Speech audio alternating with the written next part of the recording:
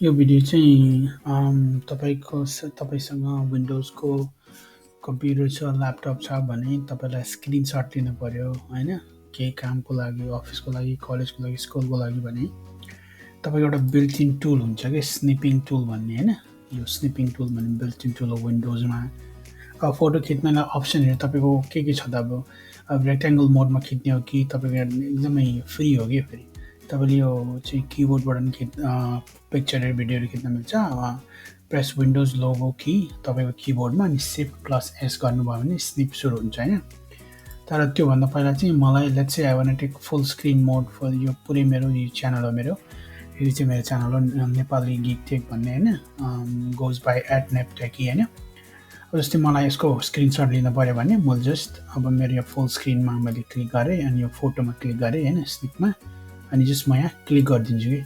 यो गर्नेबित्तिकै अटोमेटिकली मेरो फोटो खिचिन्छ अनि सर्लकै यसरी तपाईको यहाँनेरि आउँछ हैन।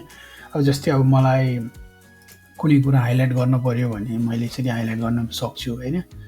अनि त्यसपछि हैन मलाई क्रप गर्नुपर्छ फोटो भने यसरी क्रप पनि गर्न मिल्यो है।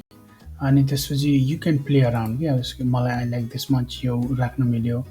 जस्तै अब मलाई let me I want to draw something है। तपाईले you can draw as well. अनि मलाई डिफ्रेन्ट कलर्स राख्नु पर्यो भनेर भन्नुहुन्छ भने नि you can put a different color. You can just play around with this. This is really good. Scale राख्नु पर्यो कहीँ तपाईलाई पर्टिकुलर स्केल राखेर चाहिँ मलाई ड्र गर्नु पर्यो भने पनि यसरी आउँछ हैन। अनि मेटाउनु पर्यो भने सर्लकै यसरी मेटाउनु पाइन्छ तपाईले है। सो स्केल मुभ गर्ने अनि यसरी मेटाइदिने तपाईको त्यो पनि इरेजर नै आउँछ है। So you want to save यहाँ क्लिक गर्नु पर्यो Ctrl+S गरे नि हुन्छ। अनि त्यसपछि यो चाहिँ कपीको बटन है, जो शेयरको button if you want to share with anybody you can do that as well. अनि त्यसपछि जुम गर्नु पर्यो भने यहाँबाट जुम गर्न मिल्यो है। या simple is that. Let me अब मलाई यति मन पर्यो म यसलाई सेभ गर्छु भनेर यसरी म सेभ गर्छु है। सेभमा क्लिक गरे म डेस्कटपमा राख्छु। नेम दिन्छु एउटा हैन स्निप भनेर। डेस्कटप मैले सेभ गरेको छु हैन।